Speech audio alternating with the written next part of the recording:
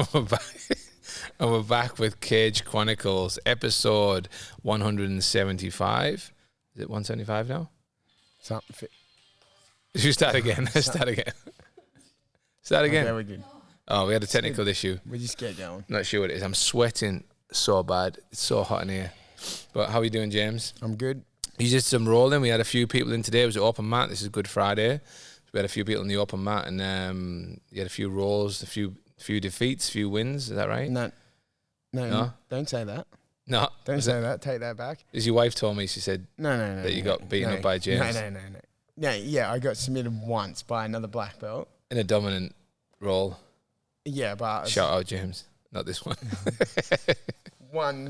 2 hours of rolling, got submitted once by another black belt. That's good. That's good. So, That's some good rolls today. Yeah, it was good. We had a bunch of people come down from other gyms, from GCJ and AMA and Riddler's. Oh, nice. I think. So, some... a lot of girls in today. Yeah. So it was nice to have a few different people in from some other gyms for some rolls, and it was a good vibe on the mat today. I seem to notice it a lot of times the open mat, because obviously I'm not rolling after my surgery at the moment, but every time I come in, I'm teaching, I see the open mat, there's like lots of visitors coming through, which is good.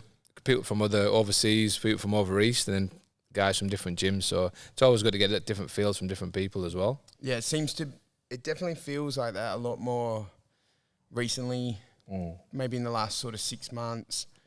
Starting to get a lot more people coming in from other gyms, and like we had Bees here the other day from Auckland. Just came in for one class, dropped in.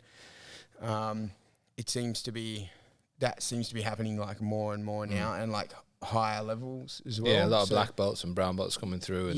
And then some of them are coming in checking it out. Maybe they're checking out other gyms, trying to find out where they're going to fit. Yeah, and then we're getting like some brown belts and some black belts now signing up and staying here as well, which I've noticed in the last sort of 6. Like we got Dish now, brown belt. He's training here, so I feel like I've heard comments like people maybe sort of like thinking that because we're an MMA gym with jiu-jitsu, boxing, Muay Thai and everything like that, the rolls are going to be crazy hard or something. But I think we're pretty welcoming. It's always good rolls when everyone comes in, you know. So yeah, I think obviously, I think you just have that perception as like a pro MMA gym, because you have like pro fighters. Yeah.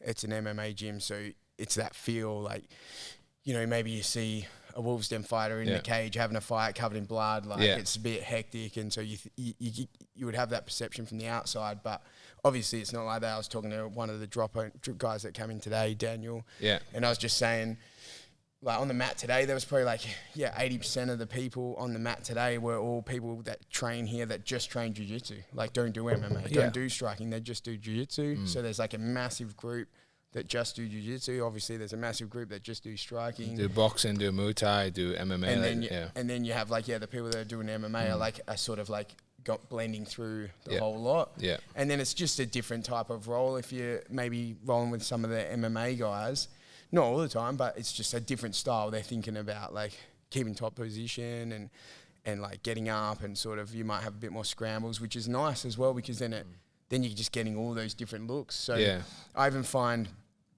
getting to roll with like some of the MMA guys, you roll with them, and then it just makes you like, okay, I'm working on speed, I'm working on like, I want to stay on top there, and I'm not going to let them put blah, blah, blah. And then you can transfer that over into your gi game. So like I've been like Granby rolling a lot in my gi lately, which is not really, I feel like you don't see Granby rolling a lot in the gi, but because I was doing it a lot with the MMA guys, I've been doing it in gi, and then it's kind of been like working because people aren't expecting it. Yeah. And so just to mix things up. Yeah, I think it's good. I mean, like, a lot of guys that do the MMA, they've got to focus on like, I'm going to try and get out of bad positions. I'm going to get on top. I'm going to maybe get to my feet. And it's a totally different thing, because sometimes the jiu-jitsu, like, they're engaged in different aspects. And the MMA, they're focused on more get on top position, where I can strike, where I can go to here, where I can escape if I need to. So it's all these different things. Or disengaging to get back to their feet. And then vice versa, it's nice for the MMA guys to go with the jiu-jitsu guys, where the jiu-jitsu guys are happy to be engaged and connected. So now it's not creating these constant scrambles that they're used to. All of a sudden, they're getting, someone's got a hold of them, and they got to like work their way out of it. I was just chatting to Kev yesterday, and he was saying about like so different with the jiu-jitsu, like where they're not doing that striking with the disengaging and stuff, and they're going for like that pressure and taking the time and isolating limbs and stuff. So I think it's always good to do your pure jiu-jitsu classes, your pure Muay Thai classes, boxing, and then have your MMA mix, and you're just going to get that different feel. You need to know how to survive on the ground. You need know how to dominate on the ground. You get someone like Charles Oliveira. Do you want to stand up with him, or do you want to go to the ground? Yeah. Like he's awesome everywhere. That's where you want to be. Someone like that. Yeah, for sure. 100%. And I think the vibe at the moment is amazing in the gym. I mean, we've obviously just come off Jesse with the performance of the night on his fight. We've got Kev winning the title at featherweight. We've now got Alden fighting for the middleweight title.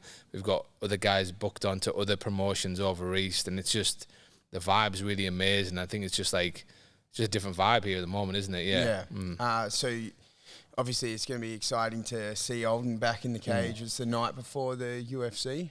In Perth.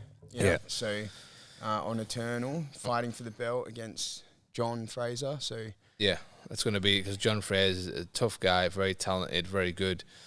Sort of in his prime, he's 32, I think. So he's going to be a real tough challenge. But then Alden's back in, and I was excited to get him back in the cage. And then we've got Alexis booked in as well. Alexis has now got her first real MMA fight against someone from Scrappy's, and they'll be on the prelims. So we've got the real bottom, like the start position of the prelims, all the way up to the main card. So it's going to be good, and it might get the matches before then, but there's a lot of promotions that we're matched on. At the moment, I'm finding a lot of people are weighing on dates, and they have to fight on certain promotions, but it's just the way it is sometimes. But there'll be a lot coming up over this year. Well, because I think you said you've got a few matched on Hex. Yeah. I've got a few matched on Hex. Some haven't been confirmed, but I've got about 3 on that one.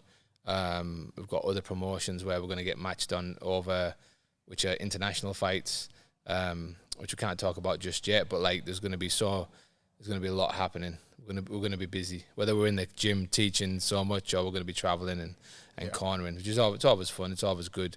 Then I head over to Adelaide end of the month. I'm going over to watch Robin compete on the World Challenge. She's on the Australian team, so they'll be going against. What's the team you're going against, Robin? It'll be US, England, Germany. I think maybe Brazil as well. Did you say the Netherlands? Not Netherlands. No. All right, okay. Yeah, so it should be really good. It's in Adelaide, so couldn't miss the opportunity to get over there. And then while I'm over there, I'm teaching 2 seminars, one in Full Tilt Fight and Fitness with Matt Moss, and then I'll be in Alan Hartley's gym, CCMA, I think it's under, and I'll be teaching there as well. So that'll be good in April, and then be back again and back into the fights again. Yeah, nice. So busy. What are you thinking about Alden versus John? What's your thoughts on that one? I mean, if you go off paper, I think it's John's 9 KO wins, Alden's 8 KO wins, I think. So it's like literally going to be a banger. Yeah. I mean, obviously, I think this will be Alden's moving up in weight to middleweight. So he normally is at welterweight, but he's going up. And yeah, I'm excited for it. Like, Alden can like win any fight in my opinion. So I think so. Yeah. Yeah, I think it's the right mindset when he's going in, have the right game plan. He's got so much power. Again, he's going in at middleweight because he got the opportunity. He missed weight on the last one, which was a title fight at welterweight. That's the only time he's ever missed weight. Yeah. Out of all the fights he's had, because you have some people commenting going, but he makes weight this time. He's missed weight once, and it was like an issue. But people don't know this, and every other time he's made weight, and obviously he has a big cut, but he's made it every time. So the middleweight is going to be maybe better for him. He has got a lot of muscle on him, so this will be a good matchup for him, I think. Yeah, really excited. Yeah. For this one and for the belt as well, so that's nice. Because obviously he's already won the belt at Hex when he beat Jono McAuliffe, and then now Jono's gone on to 4-0 in the UFC, he's something amazing, like that. So. Or maybe that was, I mean, he's fought Jono, and then obviously he's fought that kind of adversity, that kind of fight. It's only going to make him better as well. You know what I mean? Like when he's gone into the UFC and stuff. Yeah, and Alden's fought like the who's who of like welterweights in Australia, and now he won the Australian welterweight title in Hex, and now he's gone for the middleweight eternal title. Yeah. So it would be a 2 promotion, 2 division. So it's a big thing. Yeah. It's a big thing, you know, like, and yeah, it'll be a pretty exciting night to get that done and then get that belt. But he's got a challenge in front of him with John, because he's got some power on him. Yeah, I think John's coming off the back of a 3-fight winning streak last year.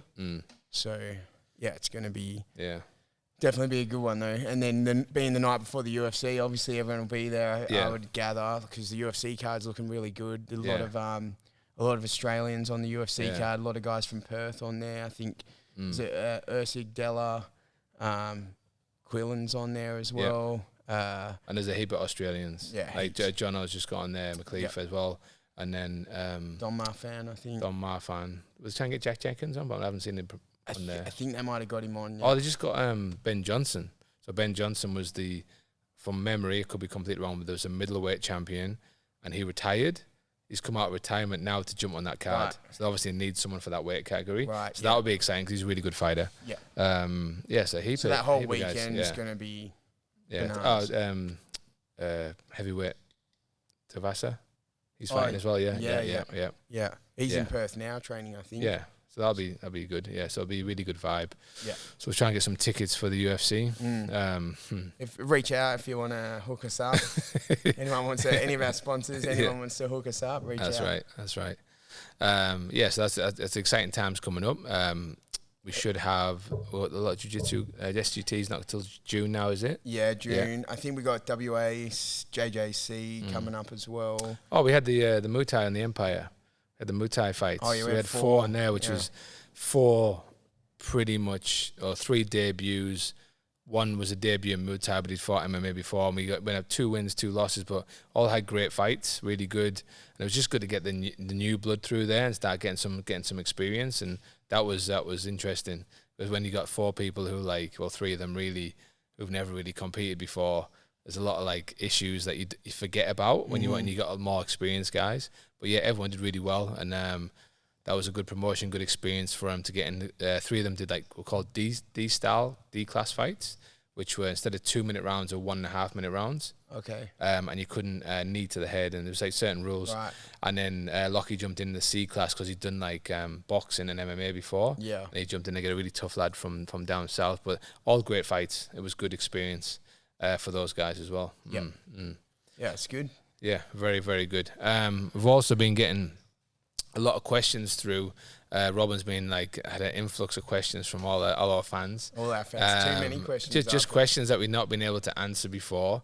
But because just me and James today, obviously the dream team, we'll go through some questions and try and answer them best we can. So we'll listen to the beautiful voice of Robin.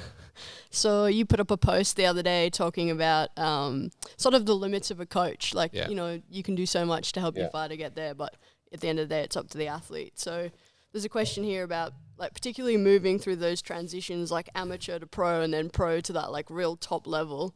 What is the role of coaching, and then where does other things like gym environment, ego, all of that kind of stuff come into it? Yeah, I mean, as I did a post the other day, because it's just, you get a lot of questions asked in the gym, and things happen in the gym as well. And it's as a coach, you try and do so many different things. You'll be doing the same. You're wearing different hats. You're a little bit of a social worker. You're trying to help them understand the mechanics of the actual the system itself. We're trying to help them out. We're trying to support them. There's so many things we're doing, and we're giving them we're even designing this is what you should be training. This way you should be coming in. This is what you should be focusing on to beat this particular person, especially for MMA. Will be the same for jiu-jitsu as well if you knew who you're going to go against. You can do so much and you can help them so much, but if they're not taking responsibility as well, and they're not taking that on board, and it's a 2-way street. As coaches, we put so much effort in, and I know I do, I know you do, I know the guys here do, put so much effort into helping the guys and saying, this is what you need to do this way. This is how you're going to get to the goal that you want to get to, whatever that goal could be. It could be your first fight. It could be stepping on the mats, competition for the first time. It could be going for a title. It could be anything. It could be the next step from going from amateur to pro. and they go, this is what we think you should do, and from our experience, this is what you should do, and they're not given the same enthusiasm, they're not given the same determination and the motivation to do that sort of stuff that you ask them to do, and then you sort of like, I don't know, sometimes I feel I'm failing sometimes if they're not doing that, but there's only so much you can do as a coach other than pull them out of a fight or take something away from them. And again, that has sometimes not has the best effect either. So what's your thoughts on that? Yeah, I think it's just hard, isn't it? It's like you have so many members, you can kind of see sometimes, if you're lucky, you can see like, hey, this person's got it, what it takes. But that doesn't mean that you can now, as a coach, just go, I'm going to put all my efforts into this one person. You need to like just split yourself evenly across the board, right? Because everybody's here to train, so you need to give everybody that same amount. But it's saying that with what it takes depends on what your focus is as a coach. I know for me, sometimes my focus is just getting someone in for their one competition. And in the back of my head, I'm thinking that's probably the only one they're ever going to do, and they just want to get in there. And other guys go, I want to go to UFC. I want to go and get a title. I want to do Thai boxing over here. Whatever it's going to be. But like, you know, you got to put as much as you can in, and it's not like rocket science. It doesn't take heaps of time to then see someone, see what they're good at, see what they need to work on, and then guide them to where they need to be, and give them everything. This is when you should be turning up. This is what you should be doing. This is what you should be focusing on. When I'm in the class with you, this is what I'm going to help you with. You know, like obviously we've got all the people training as well, but I'm going to help you with. But they seem to like, I don't know, sometimes take it for granted, or they go, yeah, cool, I hear what you're saying, but then not do it. Yeah, I think exactly what you're saying there is like, maybe you say somebody's goal is to go to the UFC, and then you see, okay, that one person out of these 200 people here, okay, yeah, they can probably go to the UFC. This person here might want to just train. That's exactly what I'm saying. Like, you can't be going, oh, because this guy wants to go to the UFC, I'm going to give him more attention to the guy that just wants to come and train and be good at grappling or boxing. So you give everyone the same amount of attention. And then in doing that, I think it's more the people that are like asking for that extra or want that extra or saying they're going to go to the UFC, say, because it's just like thinking of the top of the hill.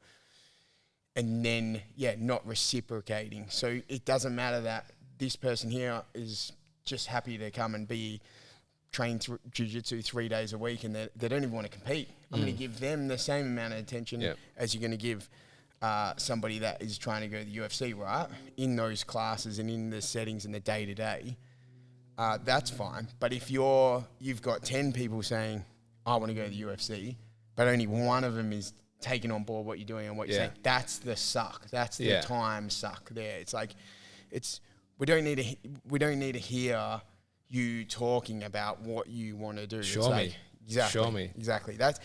Just because you're saying this doesn't mean that now you get extra attention than this guy over here. It's like everyone needs like the same amount, and you just have to just put up and shut up and just do. Some of the guys come in to do it. They do what they need to do. And that's all they need to do, and it doesn't have to like take over your life. You know what I mean? Like they're doing what they need to. They can't possibly do any more. Like what they're doing. They're training X amount of times a day. They're doing the diet. They're doing the runs. Do whatever they need to do. Other guys, they say, I need this. I need this from you, and I need this from so and so. I need this. It's like, no, you don't. You really don't. If you focus and come in, there's enough to do. You can do it enough, and you get in the training. Then when we get specific, then we can do that. But it's just. It's like an expect it, and that annoys me when they don't give it back. Yeah. Because like I give so much, and you give so much, and again I'm not saying like I'll never not. I always do. I'll go. Yeah. I try and go above and beyond when I'm teaching and I'm training and I'm doing extra stuff and I'm working stuff out after hours for them and things like that. But you need to give it back to me as well. Is in that give me the effort, give me. If the result doesn't happen, that's okay. You know what I mean? There's a reason behind it. They're better than you, or on that particular night something happened, or we need to work on this, or it could be a number of different things. But you need to give me the effort back. You got to show me. Don't tell me. That's exactly what I'm saying. You don't tell someone. You can tell me, but you got to show me as well. Yeah. The show me is the main thing. Yeah, and I was just thinking like, I don't think you don't think any less of the person that just wants to box twice a week in class and get better at boxing, get some fitness than you do. You don't you know, you're not like comparing him to Kev and being like, oh, well, you're not Kev. It's like, no, that's what this person does. Yeah. That's great. That's what we're here for. Like, not everybody has to be a Kev, you know, or but how many times have you seen it in your classes, the change in someone just personally, in their characteristics and everything? They've come into the class, they're a certain way. Everyone's nervous in the first day, but there's a certain thing that you see them evolve and see them change and turn into different people. And again, like, it's not like la-di-da, whatever. It's like it happens all the time. Like, the confidence goes up. They just have a different aura about themselves. And I love that. I love that fact of training martial arts, rather than, regardless of fighting or whatever, that change of just training in the class, being part of it, doing stuff, becoming a team player, just putting themselves out there and just changing as human beings. Yeah, it's amazing, and I think any coach would know that, and any coach would notice that, you know. And you would have seen it heaps of times in your classes. I know I've had it heaps of times over the whole career of me teaching, but especially the last 16 years of having the gym. I've just seen it so many times, and they're the ones sticking in my head as well. The titles are amazing, and that's what I push for. My focus is on fighting, but I want to teach everyone to be able to fight and defend themselves, you know what I mean, and have that confidence. But you get these guys who never really want to fight, or maybe they think they want to fight, but they don't really, and you just see the difference in their confidence, get the difference in their just the whole personality, and they're just changing to different people, and their life sometimes even changes direction, not getting too crazy, but it does, you know. But yeah, I think like what you're saying is like they want you, the people that are then starting, okay, they want more, they want to do more, they want to go further, they want extra training and stuff, and then you'll tell them, or you'll lay it out for them, and then they don't do it. But it's like you don't even need to ask. There's literally just in a normal you come into your normal class. So as soon as if I'm in competition mode, I'm teaching the class the difference in what I do. So I haven't gone to any extra classes. I haven't gone to like some multiple world champion to start training. I haven't started like running mountains. I'm just doing my normal class that I'm teaching, and instead of like not doing the warm up, I jump in on the warm up, and then I push myself. I don't make anybody do anything any extra harder, but I can just do the same warm up that everyone's doing. And I can just make sure that I'm getting cardio in, and I just push that warm up, like we're just hand fighting, we're just moving. I do that for myself. I don't need you to come along and be like, James, you need to do this. Because you're taking responsibility. I didn't come to you and go, Steve, I need an extra special class for me. Yeah. I'm just in the class, might be full of white belts. I'm like, all right, guys, this is what we're doing. They can cruise, that's fine. I'm getting ready for comp. I'm going to like move fast, so I'm going to work myself. Yeah. And then if it gets to rolling or drilling, I'm like drilling fast. I'm drilling with a little bit of resistance. So now at the end of the class, I just took the same class that everyone else was doing or that I was doing, and just doubled my outcome from it. And I think people, I need an advanced class. I need this. I need that. I need this. No, there's enough there. You just need it mentally. It's mindset. It's mindset. Switching the mindset of what I'm gonna do, and it's like. I traveled more, like a lot of places around the world and trained. Everywhere I go, I train, and I go to the top gyms that I think they're the top gyms, and I go in and I go and train there, and I'm a student, and there's nothing different from what we do here. There's nothing different. You've traveled with me before. We went over to America, other places. We got good gyms. Often what we do here is better. You know, like it's better, but it's nothing different. No. There's no secret system that you need to do. And you got the beginners training with the advanced, and you got other times you got the advanced separate, but it's all the same stuff. It's all the same stuff that you do, and you're going to get better from it. And you get a lot of the coaches, like high level coaches, John Danaher, people like that. They're going 80% of the time. You should be training with people like you're better than anyway. Exactly. Because how are you going to ever get better if all you're doing is surviving? You need to learn what you do in class. You need to try and do that in live situations, implement it, and different scenarios of people doing different things, and that's how you're going to get good. Mm-hmm. And you're never going to do that if you're with someone who's better than you all the time, because how are you going to ever pull it off? You're never going to do it. You're never going to get those reps in. You're never going to get the drills in. So obviously going a bit off topic there, but it's just I think you just got to me, it's like take responsibility. I take responsibility for my job. I take coaching very, very seriously. And anyone knows it's my life. It's coaching. I love it, and I'll give you everything I possibly can give you. You know what I mean? And then I know my other coaches that I have here, you, Kevin, all the other guys who are here. They all really, really just invested in people. You know what I mean? Like they're not doing it for anything but being invested and want you to do well, but give it back. Like not by doing anything other than just training hard, training consistently, putting the time in. Don't let us chase after you, because that's stressful for us as well. It's just so much you can do, you know? Yeah, just exactly. Mindset. You just take a standard warm-up, like say a traditional jiu-jitsu warm-up. You can come in and you can do that and you can just cruise through it, just get the movements in. But you could also come in and like smash that out. So at the end of the warm-up, you've just got in some good cardio. You're like a bit gassed, you know? You thought about every single move you made and you did it hard and fast. Yeah.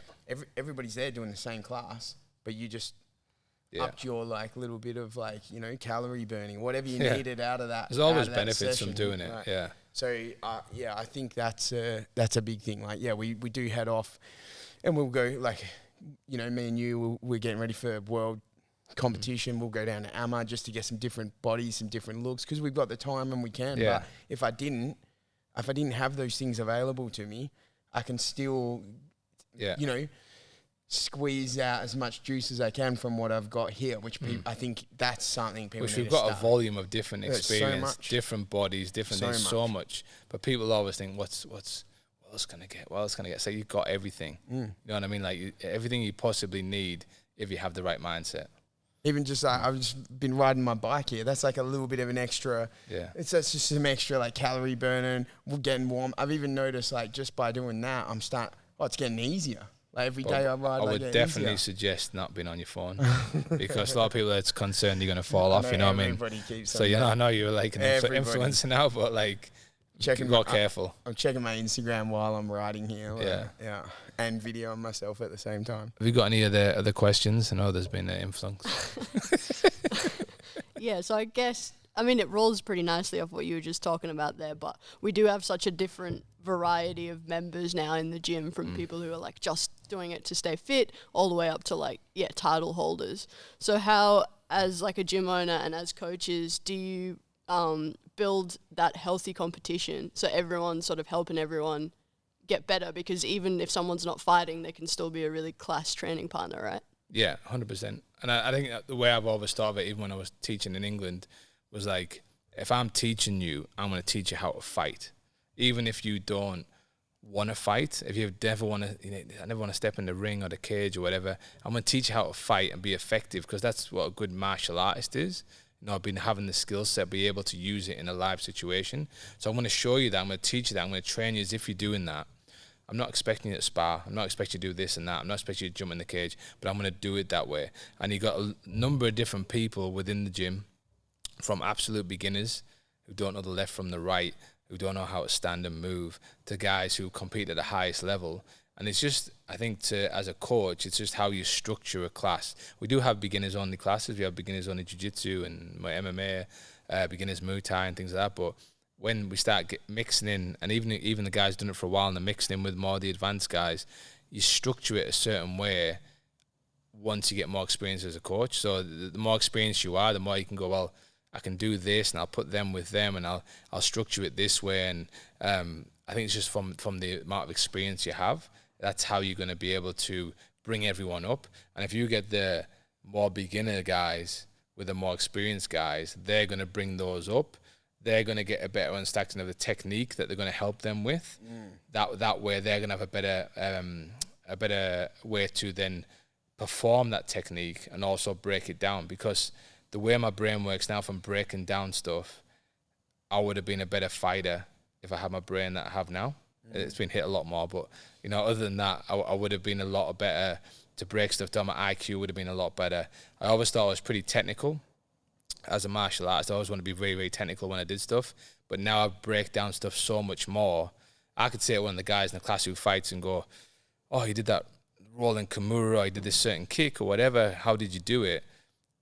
They're not able to break that down to me. And then when they sit back and think about it and they start being able to break it down, how they set it up, that only makes them better. Yeah. That only makes them a lot better when they come into live situations. I think, say you're talking about that broad range from like a brand new person all the way up to a black belt or a title holder or a pro boxer or whatever. Obviously, you can get something out of every single training partner, and it's wrong to think that you only need. Imagine if you're only going like with the tip of the spear, people, and you're just having these hard battles every single session. You're gonna burn it. You're gonna get injured. You're gonna be tired. It's not gonna work. But you need to look at. You're never gonna progress, are you? Yeah, so because you're just playing your A game. Yeah. So like if I think about it in jiu-jitsu terms, you're just going to be playing your A game because you just want to win, and that's all you're going to play. And then so if you can get like a brand new person, exactly now you might have to teach that person the techniques and help them. That'll make you better. You get a mid-level person compared to you, say you're a higher belt, and then a mid-level person. Okay, they're gonna be a threat in places, so you can't rest on your laurels, but you can also start to experiment a little bit more with stuff you're working on, so you can get something from everybody. Yeah, everybody. Like, and then I'm noticing lately, half the time, even if I am rolling with like other black belts or other high level guys, we're not even going we're not going hard. We're literally just like playing because we're just trying to like find all these gaps and read each other and see what each other are doing. When I go here, what's he do? Oh, okay, he's stopping me from doing the thing I wanted to do because he's doing this. If I just hammered it and got what I wanted, I didn't learn anything from that exchange. So but that's the experience as well. I mean, a lot of guys you do roll with and you're doing stuff and they're letting you get into a position. You're like, why won't you do anything when I was doing that? He goes, I want to see what you're going to do. Yeah. I want to see how I would respond to that, or what was your attack game from there and that. So it's more like intellectual when you're rolling or sparring. When I used to spar a lot with the guys before I got injured, it's like I let them come to me and I'll be working on my defense and just seeing what they do and see how they respond to defense. Just like picking bits up of what they're gonna do, because if I just pushed forward and used my size and my experience to push them back, then I'll feel good about myself, but like it's not going to give them anything as well. And I want to see what they're going to do to me. And it might show me something that I've never seen before. Yeah. That's going to help them as well. We build up everyone together in here. That's what we're trying to do. And I think most gyms have the idea of doing that, whether they all do it, but I know most gyms want to, is that they'll build the people within the gym, they will build them up all together. And if we help that person who's not very good now, give them like 6 months, give them a year, they can be a really good training partner for you. They can be a problem. For you. But we're investing. We're investing in them, and they're bringing them up as well. And then also they're going to do what you did for them to the lot. And so then it just keeps on, and then it all does it. It helps itself. So and exactly like it. Yeah, there's no you can learn. You learn to be a bit more flowier, a bit smoother in your exchanges because. Say you're way bigger. I actually had to speak to someone the other day. He's like, it's hard when you start grappling and you're a big, strong guy. You don't know what you're doing, And I'm like, I know this, it's like easier said than done, but I have to tell, I'm like, you're being too aggressive, you're using too much weight, I'm not being mean, I'm just telling you so you know, this person's like way smaller than you or they're weak, just, you need to start to, and then that makes you better because now you're moving, now you're flowing, now you're going in, you're not just muscling out of things. You'll get more back from him. It's like any sport, isn't it? Like, play a basketball one-on-one, you should start dunking the basket every, 20 times in a game. And they're like, well, that guy's never going to come back. You just feel good for, 2 seconds. Yeah, it's like if you play a bit of the game and stuff with them, they suddenly start getting better. And now there's a bit more competitive. They're building up, and you're going to get something from that exchange if you're working on a certain skill set for yourself. But in the future, that's also going to be helpful for you. Yeah, I find that when I'm dunking heaps, when I dunk the basketball heaps, I find that it's like people get upset with me. Yeah, I've seen you do it a few times in here on the basket there. Yeah, right up there. Yeah. I run up. Is that the one you got stuck in there? I run up the wall and then. Yeah. Yeah. It's like Harlem Globetrotters over here. Yeah. Any more questions there, Robin? Well, yeah, I guess a lot of what you were talking about there, it sounds like you're talking, the more you develop your fight IQ, you can sort of stop relying on other things like being aggressive or so do you have any strategies for developing that fight IQ that people can take upon themselves to become better? I think if you say take sparring for instance, and you go, okay, when you first start it's a nightmare because everyone goes quite hard or they're quite timid, but once you get into it a little bit you want to start looking at, okay, when I'm going to start use this fence, what response am I getting? This person gives me this response. This person doesn't do anything. This person moves away. So you start picking up things like that. So you're trying to break a certain aspect down. And I say to a lot of the fighters, like, work on this today. See what you can get back from them, from doing the feint, from doing a jab, from doing a kick, for going for that takedown, for going for that. And that's how you're going to start building up IQ. Majority of it's going to come from experience. But I've had a lot of experienced guys come through, and I've met before from other gyms where they haven't learned anything from their experience. Like, they've got experience of working, but they haven't got an IQ of telling me what that person will do, telling me that person will react. And that's where the IQ is going to come into it. And I can, like, from the years of doing this, if I'm sparring with someone, rolling with someone, I can do a certain movement, and like 9 times out of 10, I know they're going to do this movement.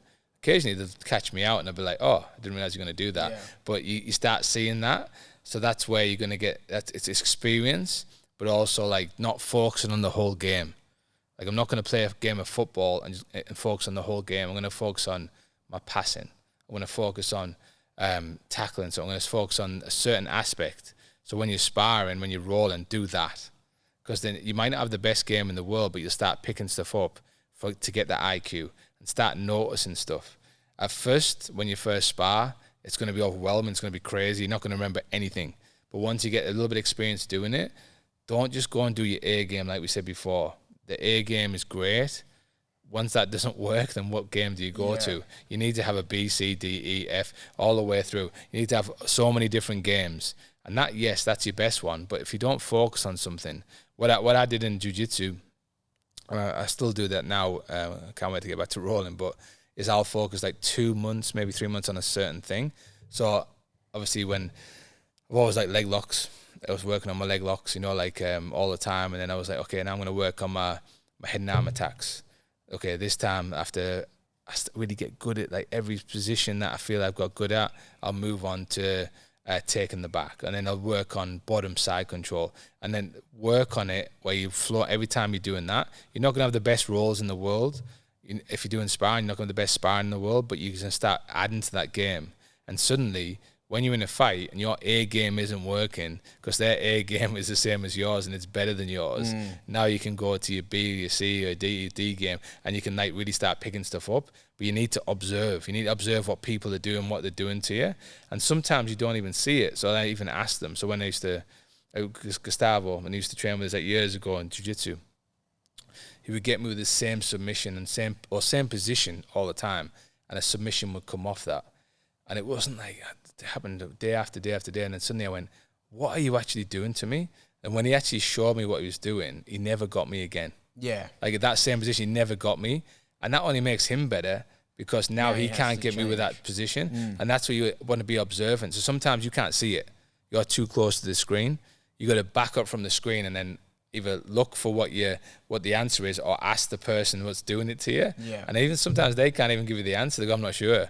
But like he could actually give me the answer. And I was like, sweet, cool. I'm not going to do that again then. It was just where my hand position was, Yeah, no, I think, in terms of like, how do you get your fight IQ? I think exactly that.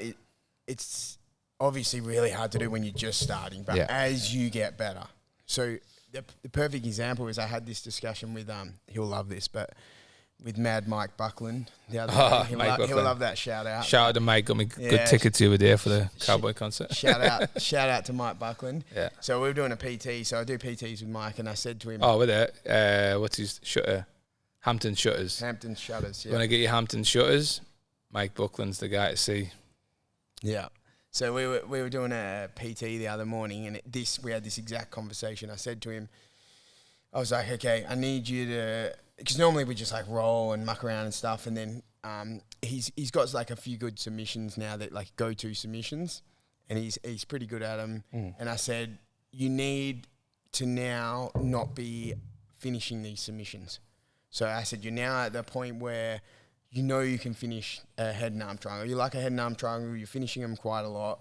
Okay, now you need to not finish them. So go to it and you put it on like 70%, so the guy's probably going to escape. And then you start to read, how does he escape and where does he go?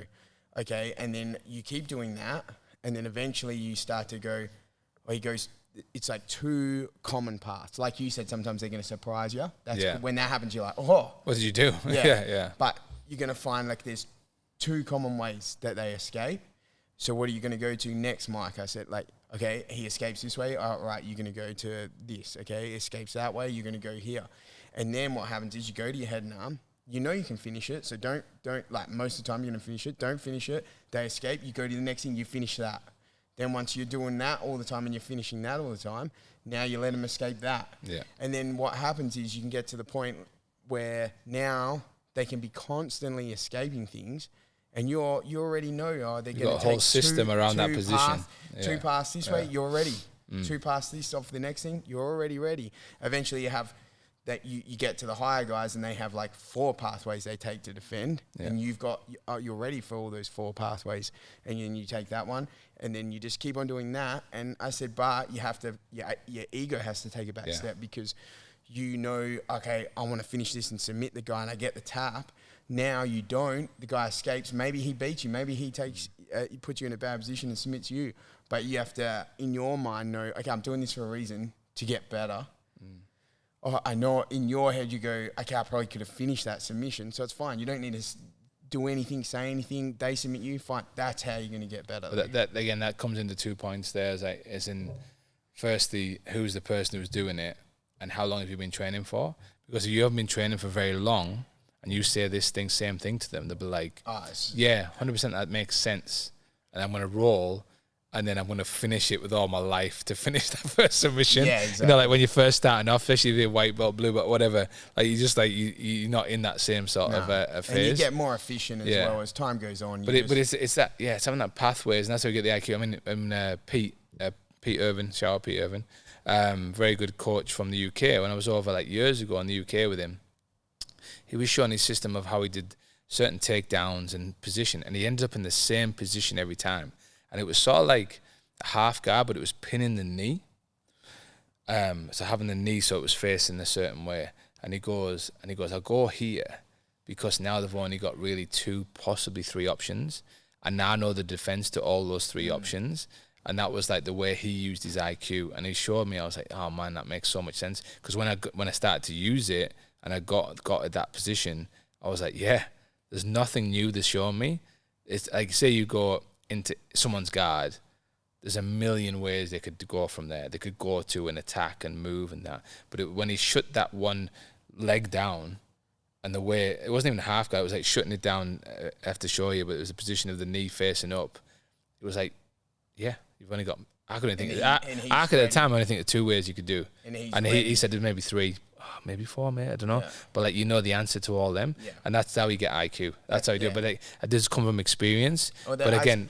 And then when it comes to the point when it matters, so I said to Mike, okay, he wants to compete at SGT in June. All right, cool. Now when it matters, you go for that head and arm 100%. And if he escapes it, you know what to you do. already know because you've just done it all the time. You're ready because you're putting it on 70%. You're ready. Yes. So now you're trying to finish. He escapes. You already know the next thing. And then eventually you've built so far that you can just keep on doing that. 100%. 100%. All right, we'll do one more question. Here we go, Robin. He's got another one. Just go through the list and see which one's the best one for us. Go on.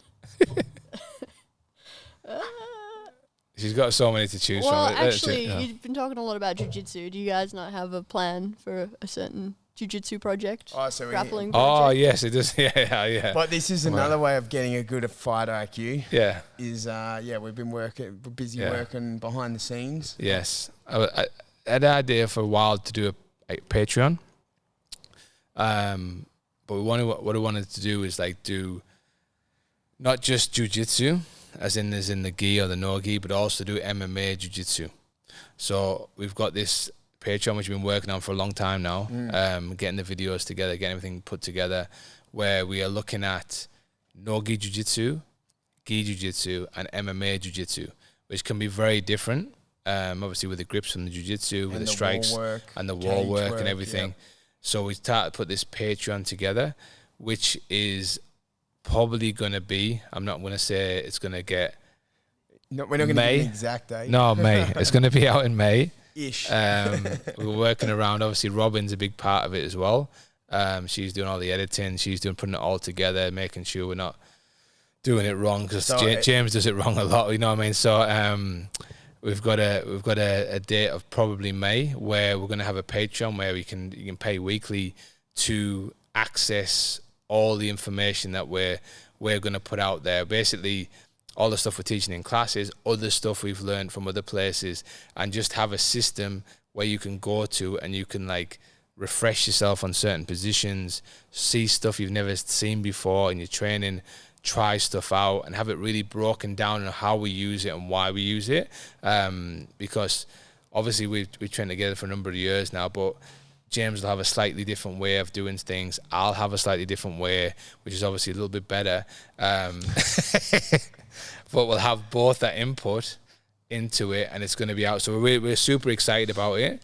And what's it called, Robin? The Wolves Den Academy. Wolves Den Academy. And beautiful. It's obviously, I think like this. I've noticed. I mean, there is quite a lot of Patreons out there for jiu-jitsu. Seems to be mostly no-gi heavy, very no-gi heavy. The difference with us, I think we're probably maybe a year and a half of filming now. I think something like that. We've been filming for a year and a half.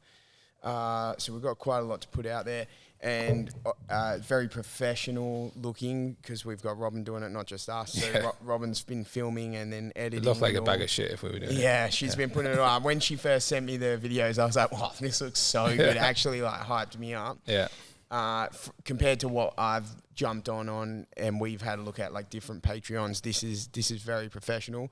And then, exactly like Steve said, if you're just doing gi, there's going to be all gi there. If you're just doing no gi, all no gi. And then we're going to have like all the MMA grappling, so similar positions, but obviously now we're thinking about the strikes, we're working the wall, stuff like that. We're going to be doing it's from standing, takedowns off of strikes, takedowns for gi and no gi. And then eventually we'll start to add in, like we'll have the different tiers, and we'll have like some behind the scenes stuff, some questions and Q&As on breakdowns of fights and techniques and stuff. So behind the scenes, a bit basically similar to what we did on the last podcast with Kev, like watching his fight and sort of going through it, but it'll be like maybe Steve and I analysing the fights and discussing what we were thinking in the moment, the thoughts we were having, maybe talking about what we had worked on, or Steve, like what his actual game plan was, which is nice to know.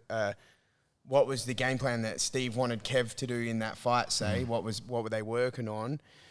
Did it play out? Didn't it play out? Did it come off base? Did it go back? Did you have to change that game plan? Because obviously as the head coach, Steve has looked at the fighter and then setting out a full game plan there.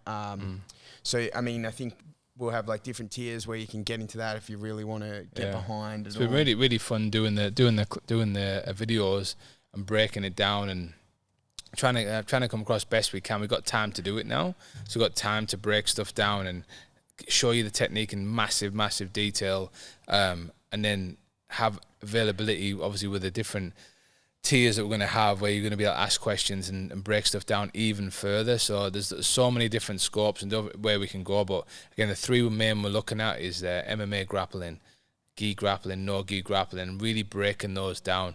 And I think it's just going to go every week. We're filming and we're adding to it every week. So we're just going to get it out there. It's going to be coming out in May. If you like, say, I want to get extra training, maybe you can't afford PTs, maybe you can't get in as much as you want to get in, that's going to be something extra to give you like a study time to like look at stuff. Or even if you did something in class and you're like, oh, I really don't know how to do that, but you're going to get it from the source of who's taught you. Yeah. And then we're going to break it down for you as best we can, you know. So we're super excited about that. It's going to be amazing. Really happy to get that out there. We're going to really be obviously pushing it once we get it going, but we're looking at probably May. And again, if it doesn't come in May, it's going to be Robin's fault. So just please write out and maybe send messages to Robin to say that why isn't it out yet? You know what I mean? Or maybe I've just been busy in my content creation era, like I'm an influencer now. Yeah, so. if you want James to stop doing so much content, maybe put a message on the Spotify or the YouTube. If you want him to do more, send a message, because he's gone a bit crazy with it, to be fair. and he's on mute on my phone. Yeah, so follow the podcast on Spotify, YouTube, send a review, leave a comment, follow my Instagram at Jiu-Jitsu Journeyman, watch all my videos, like, subscribe, review, book PTs with me as well. What else can we quickly what else do we need? Are you making them sandwiches now and stuff? Sandwiches for the PTs. Book a PT and you'll get a free sandwich. Yeah. Vegemite. That's all I know. Peanut butter. I can make it good. Peanut butter on toast. I'm good at. But if you do listen to the podcast seriously and you do like it, I mean, obviously we've got at least 3 or 4 people listening at the moment. Leave a review. It's going to help a lot. Get it up there, and we're on YouTube and we're on Spotify. Leave a review. Maybe ask a question. We might even cover it on next time we're on. We're going to get so many questions to go through there all the time. So many questions. But like, if you get a good one, it might come to the top of the list. You know what I mean? Yeah. The cream rises to the top, just like fighting. Exactly. It's a full circle. Jiu-jitsu is like a circle, right? It doesn't end. It looks more like a triangle. It doesn't end. So it just keeps on. Show me your hand. It just keeps on going around. Wait. So that's a jiu-jitsu hand. Which one's my camera? It's the heart. Which one's my camera? That one? Oh, okay. All right. So we'll be back. We might not be back next week. Robin's away. When you away till? She's away all the time. She's be away for a little while, and then we'll get back into the podcast. And she's big time. Maybe 2 weeks we'll be back, but we've got a few to roll through. All right. See you later. Us.